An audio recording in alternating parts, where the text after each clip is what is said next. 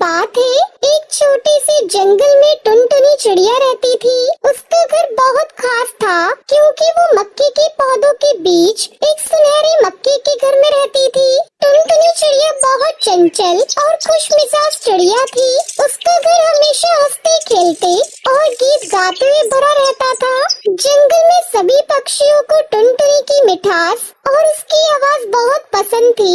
वो हर सुबह अपने प्यारे मक्के के घर से उड़ान भरती और आसपास के खेतों में जाकर अपने दोस्तों से मिलती थी। टुनटुनी के पास कई दोस्त थे, जैसे कि चतुर कबूतर, तोता और बुलबुल। वो सब मिलकर खेलते खाते और खुशी खुशी समय बिताते।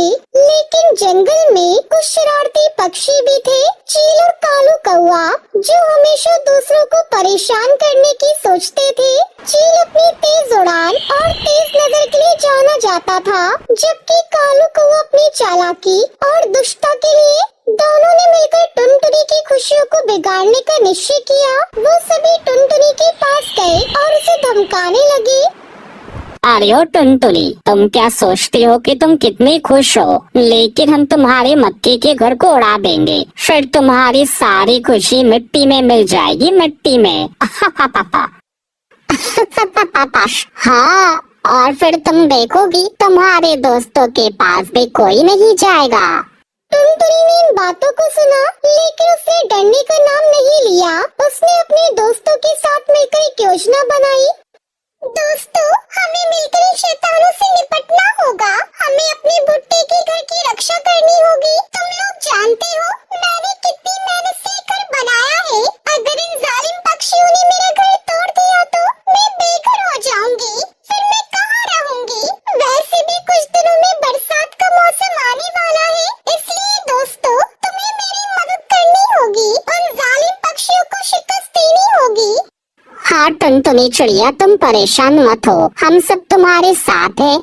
फिर सभी दोस्त इकट्ठे हुए और टुनटुनी ने उन्हें बताया कि उन्हें एक जाल बुनना होगा, जिससे वो चील और काले कौवे को फंसा सकें। तोते ने अपनी तेजी से जाल बुनने में मदद की, जबकि कबूतर ने आसपास के खेतों से तिनके उठाकर लेकर आया। उन सब ने मिलकर एक बड़ा जाल तैयार किया। ये जाल बहुत मजबूत था और सुनहरे मक्के के चारों ओर बिछाया गया। टुनटुनी ने अपने दोस्तों से कहा, सुनो दोस्तों, जब चील और कालू कौवा यहाँ आएंगे तो हम उन्हें जाल में फंसा देंगे।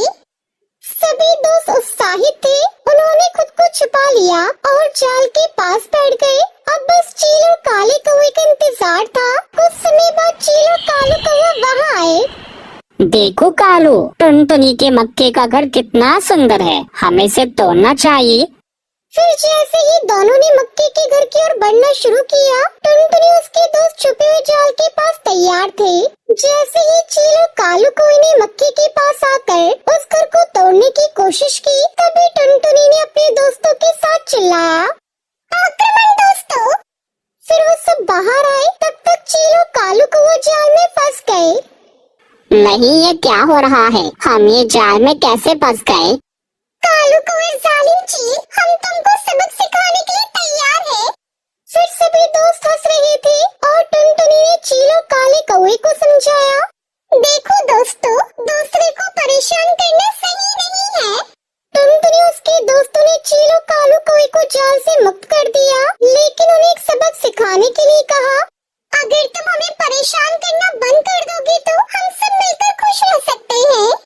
चील और कालू कौवे ने अपनी गलती मान ली और वादा किया कि वो अब टुनटुनी उसके दोस्तों को परेशान नहीं करेंगे। इस घटना के बाद चील और कालू कौवे ने टुनटुनी उसके दोस्तों के साथ मिलकर खेलना शुरू किया। फिर टुनटुनी ने अपने मक्के के घर को और भी सुंदर बनाया और सभी दोस्तों ने मिलकर नई नई बातें सीखी। जंगल में अब शांति थी और सभी पक्षी एक दूसरे के साथ खुश रहते थे। टुनटुनी की मिठास और उसके दोस्तों की दोस्ती ने जंगल को और भी खूबसूरत बना दिया। एक दिन टुनटुनी ने सोचा कि वो अपने मक्के के घर में कुछ नया करना चाह रही है। उसने अपने दोस्तों से कहा, चलो दोस्तों, हम अपने मक्के के घर को सजाएंगे और उस घर को और भी आकर्षित बनाएंगे। उसमें हम आराम से खेल सकते हैं और पार्टी कर सकते हैं। हाँ टुनटुनी, तुम बिल्कुल सही कह रही हो, हम तुम्हारे भुट्टे के घर को फूलों से सजाएंगे और उसे खूबसूरत बनाएंगे। फिर सभी ने मिलकर काम शुरू किया। तोते ने फूलों को इकट्ठा किया और मक्के के घर को सजाया। जब सब कुछ तैयार हो गया तो टुनटुनी ने एक बड़ी पार्टी रखने का निर्णय लिया। उसने सभी को आमंत्रित किया। गांव के सभी पक्षी खुश होकर आए और उन्होंने मिलकर मस्ती की। इस बीच चीलो कालू कौवा भी टुनटुनी के मक्के के घर के पास आए और उनके साथ खेलने लगे। इस प्रकार टुनटुनी चिड़िया चीलो कालू कौवे की कहानी ने हमें सिखाया कि दोस्ती और एकता से किसी भी बाधा को पार किया जा सकता है। टुनटुनी ने न केवल अपने भुट्टे के घर की रक्षा की, बल्कि उसने अपने दुश्मनों को भी दोस्तों में बदल दिया। जंगल में फिर से खुशियाँ लौट आई और टुनटुनी चिड़िया का भुट्टे का घर हमेशा प्यार हंसी से भरा रहा। जंगल में कोई भी अकेला नहीं था। अब हर कोई एक दूसरे की मदद करते थे। टुनटुनी चिड़िया का भुट्टा घर सिर्फ एक घर नहीं था, बल्कि दोस्ती, प्यार और एकता का प्रतीक बन गया। ये कहानी है राजस्थान के जंगल में रहने वाली गरीब टुनटुनी चिड़िया और उसकी दो मासूम बेटियों की। टुनटुनी चिड़िया का पति कालू कौवा बहुत ज्यादा शराब पीता था। वो सारा दिन शराब के नशे में ही रहता था और कुछ भी काम नहीं करता था। दूसरी तरफ टुनटुनी चिड़िया चाहकर भी खुद घर से बाहर काम के लिए नहीं जा सकती थी, क्योंकि अपनी बच्चियों को वो किसी के भरोसे नहीं छोड़ सकती थी। लेकिन बच्चियों को पेट भरने के लिए उसे कुछ तो करना ही था। इसके लिए टुनटुनी चिड़िया ने अपने घर के बाहर ही एक बड़ा पाव का ठेला लगाना शुरू कर दिया। बड़ा पाव ले लो, बड़ा पाव, ताजा ताजा सबसे सस्ता बड़ा पाव ले लो। तभी थोड़ी देर बाद कालू कौवा टुनटुनी के ठेले पर आता है। चल जल्दी से 2 बड़ा पाव लेकर आ। आज मेरे दोस्त ने विलायती शराब दी है, वो भी आने वाला है। दोनों साथ बैठकर पियेंगे। कुछ तो शर्म करो। घर में 2-2 बच्चियां हैं और तुम शराब पियोगे उनके सामने। और एक बात साफ-साफ सुन लो, ये बड़ा पाव बेचने के लिए है, ना कि शराब के साथ तुम्हारे चखने के लिए। अच्छा, जुबान चलाती है तू? है? रुक, अभी दिखाता हूँ तेरे बड़ा पाव। कालू कौवा टुनटुनी चिड़िया का बड़ा पाव का ठेला पलट देता है, जिससे सारे बड़ा पाव जमीन पर गिर जाते हैं और ज्यादातर बड़ा पाव पास की नदी में गिर जाते हैं। अब वो बेचने लायक बिल्कुल भी नहीं थे। ले अब बेच। और सुन मेरी बात, तू और तेरी वो मनहूस बेटियां सब के सब निकलो मेरे घर से। तुम लोगों की कोई जरूरत नहीं है मेरे घर में। एक बेटा मांगा था, वो तो तू दे नहीं पाई। इन 2 मनहूसों को मर दिया मेरे सर पर। जरा ये बताओ, कौन सी जिम्मेदारी पूरी की है? सारा दिन सिवाय शराब पीने की करते क्या हो? मेरी बच्चियां भूखी प्यासी मेरी मदद करती हैं और तुम्हें तो हमारी मेहनत की भी कदर नहीं है। तुम भी अच्छे से सुन लो मेरी बात, तुम्हें जो करना है कर लो। मैं और मेरी बच्ची इस घर को छोड़कर कहीं नहीं जाएंगी, क्योंकि इस घर को हम अपनी मेहनत से चलाते हैं, तुम नहीं। तेरी इतनी हिम्मत है, मुझसे जुबान लड़ाएगी तू? आज मैं तुझे जिंदा नहीं छोड़ूंगा। कालू कौवा टुनटुनी चिड़िया के पर पकड़कर उसे घर के अंदर ले जाता है और फिर उसे बुरी तरह से पीटने लगता है। दोनों बच्चे ये सब देखकर सहम गए। सबसे बड़ी बेटी टूनी चिड़िया ने किसी तरह हिम्मत करके अपने पिता को रोकने की कोशिश की। नहीं पापा, मत मारो माँ को, ऐसा मत करो, छोड़ दो माँ को। कालू कौवा गुस्से में टूनी चिड़िया को भी धक्का दे देता है, जिस वजह से टूनी को गहरी चोट लग जाती है। वहीं उसका दोस्त बाहर आ चुका था और कालू कौवा अपनी शराब की बोतल लेकर उसके साथ घर से बाहर जाने लगा। अरे आ गए दोस्त, चल यार बाहर ही चलकर पीते हैं। इन मनहूसों ने तो सारा मूड ही खराब कर दिया। अरे कहाँ जा रही हो? टूनी को कितनी चोट लगी है?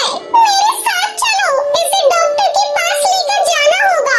टुनटुनी की बात को सुनकर कालू कौवा वहाँ से चला जाता है। टूनी जमीन पर बेहोश पड़ी थी। टुनटुनी को भी काफी चोट आई थी, लेकिन फिर भी टुनटुनी चिड़िया हिम्मत करके उठी और वो टूनी को लेकर अस्पताल पहुँची, जहाँ डॉक्टर बुलबुल ने टूनी का इलाज किया और कुछ ही देर में टूनी को होश आ गया। अब ये ठीक है, ये दवाइयाँ लिख दी हैं मैंने, बाहर मेडिकल से खरीद लो। और हाँ, इसे 1 हफ्ते तक हर रोज पट्टी बदलवाने के लिए लाना होगा। टुनटुनी चिड़िया डॉक्टर से दवाई की पर्ची लेकर उसे देखने लगती है। पर्ची देखते हुए उसकी आंखों से आंसू बह रहे थे। ये देखकर डॉक्टर बुलबुल ने टुनटुनी चिड़िया से कहा, क्या हुआ, तुम रो क्यों रही हो? कोई परेशानी है क्या? मैडम जी, मैं बहुत गरीब हूँ। 2 छोटी बच्चियाँ हैं मेरी और मेरा पति सारा दिन शराब पी के पड़ा रहता है। मेरी बच्ची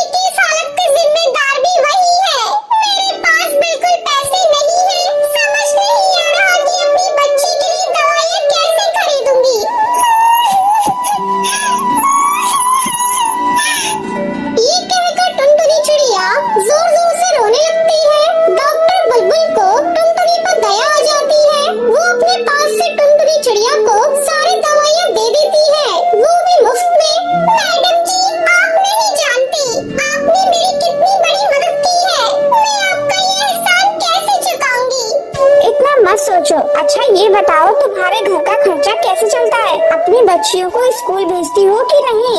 कहाँ से मैडम जी, पेट पर खिला भी नहीं पाती तो स्कूल कहाँ से भेजूंगी? आपको बताया तो था, मेरा पति कोई काम नहीं करता, उल्टा मेरी कमाई भी शराब पर उड़ा देता है।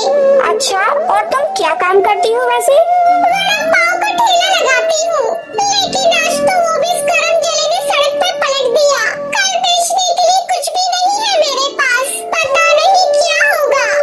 अच्छा, तुम चिंता मत करो, वैसे तुम बड़ा पाव अच्छा बनाती हो ना, क्यों ना मेरे हॉस्पिटल के बाहर ही तुम बड़ा पाव बेचो। हॉस्पिटल में रुकने वाले सभी डॉक्टर पक्षी तुम्हारे बड़ा पाव खरीद लेंगे और तुम्हारा काम भी अच्छा हो जाएगा। आप सच कह रही है मैडम जी, ये तो बहुत ही अच्छा हो जाएगा। हाँ, लेकिन सबसे अच्छा तब होगा जब तुम अपनी बच्चियों को पढ़ने के लिए स्कूल भेजोगी। पक्का मैडम जी, मैं अपनी बच्चियों